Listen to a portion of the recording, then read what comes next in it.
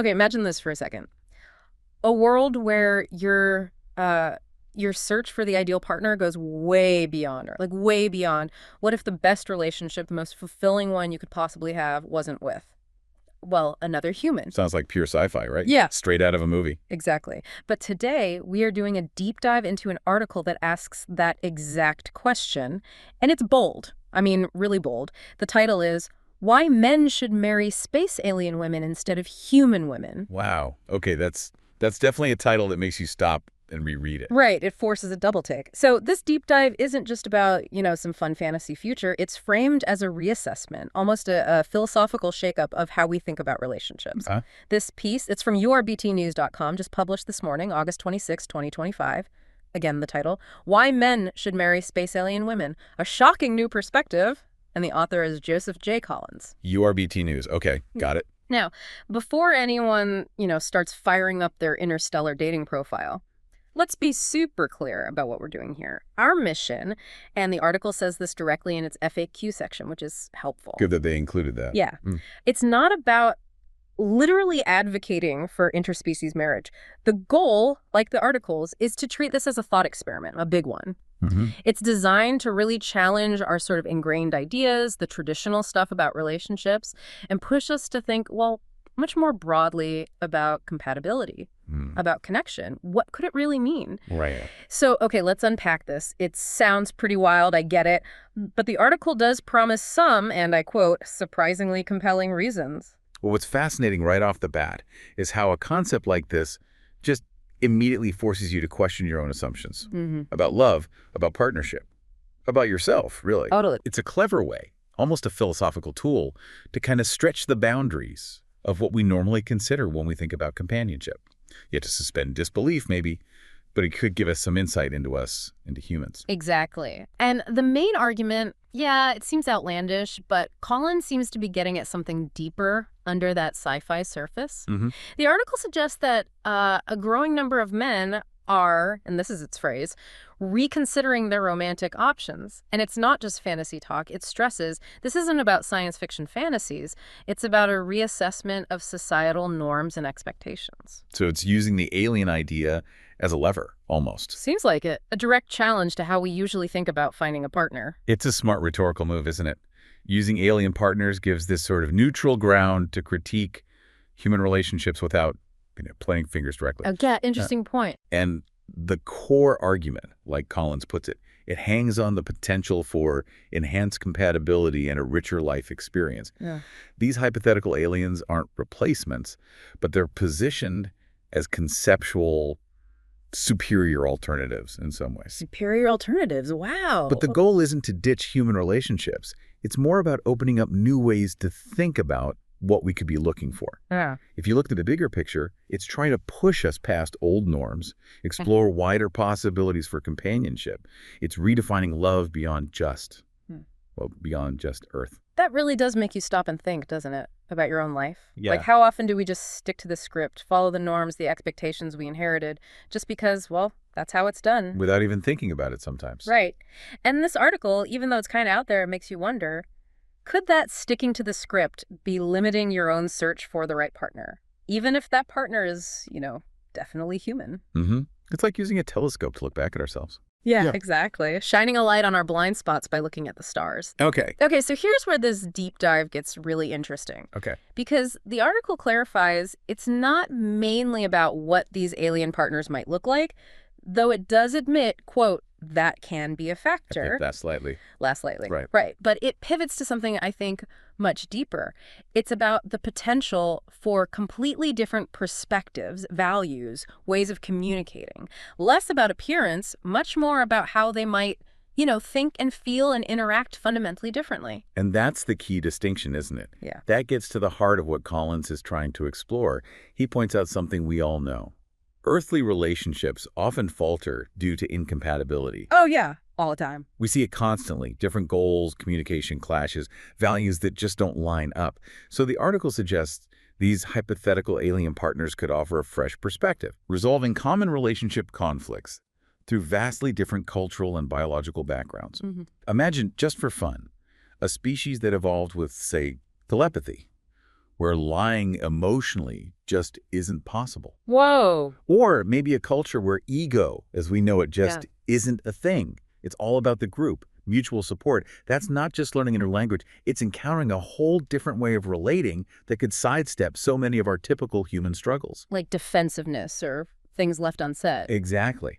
That huge difference, ironically, might actually lead to more understanding because the starting point is so radically different from our norms. And the article really leans into this, giving examples of how this could create deeper, more meaningful connections that go way beyond just, physical stuff. It talks about overcoming communication barriers, which, like you said, sounds funny, talking about aliens, but it means the intense effort needed to connect across that massive gap. Right, a different kind of barrier. And learning a new language, not just words, but maybe a language of thought or emotion, and sharing unique cultural experiences that would just blow your worldview wide open in ways staying with your own kind, well, rarely does. It becomes a journey of discovery, not just a partnership. Yeah, like mutual transformation. And this really puts the mirror up to us, doesn't it? How often do we look for partners who are basically, versions of ourselves? Jill Tickles. Chuckles. Right.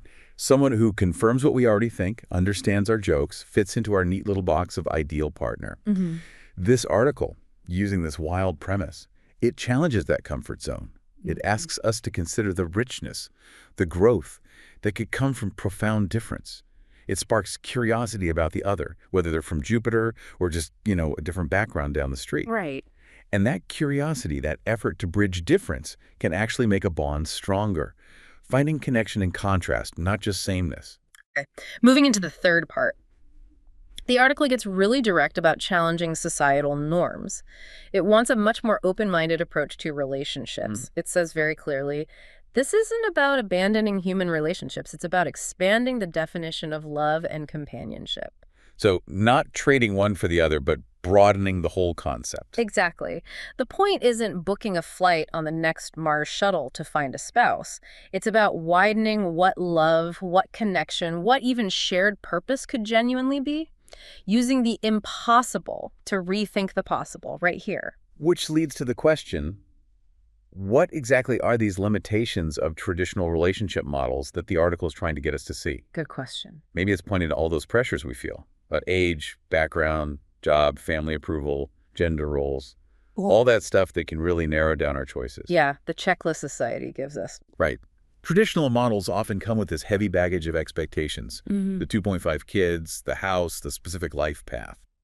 Collins suggests that by embracing the unknown and seeking out unique connections that defy expectations, we might free ourselves from those constraints, whether they're from society or, ones we put on ourselves. Liberate ourselves. I like that. It's a bold idea, for sure. Yeah. But the article argues the potential payoff, finding a truly authentic, deeply compatible connection, is just as bold. It's worth thinking about connection in a much bigger context, maybe even cosmic, without all our usual cultural baggage. And it does look ahead, titling this section, The Future of Love, a Multi-Planetary Perspective. It suggests the discussion surrounding this topic is just beginning and that the possibilities are endless. Wow. It's almost like saying, let's future-proof how we think about love. Let's build a mental framework that's flexible enough for changes we can't even predict yet. If love can evolve, how far can we let it go, even just in our minds? And that kind of thinking, even though it starts with aliens, is incredibly practical, isn't it? Well, think about it. How might embracing a broader definition of love, even just applied to human relationships, lead to more fulfilling connections for you, the listener? It means maybe letting go of some of those rigid scripts, those expectations we don't even question, and being genuinely open to love looking different than the picture in our heads. It means seeing the person who challenges you, who's totally different, not as wrong, but maybe as the most interesting, potentially enriching partner. That hits home. Okay, let's tackle the elephant in the room. Or maybe the alien in the room. Chuckles.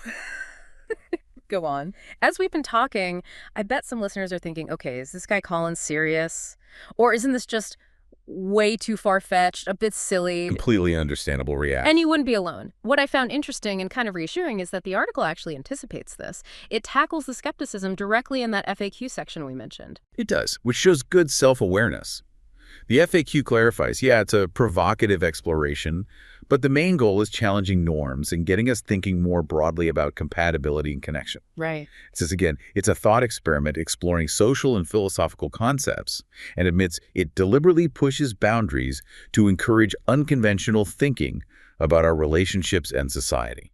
So less a dating guide, more a mental workout. Exactly, stretching our imaginations about partnership.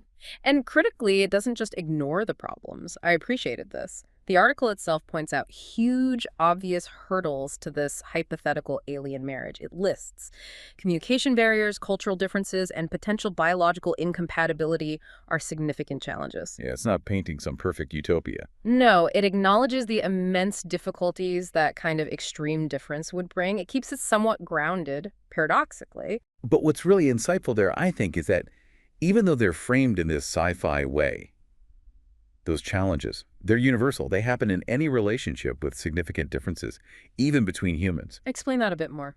Well, communication barriers, that can be deep misunderstandings between people from different backgrounds right here on Earth. Cultural differences. That causes friction over family, money, values, how you even show affection. True.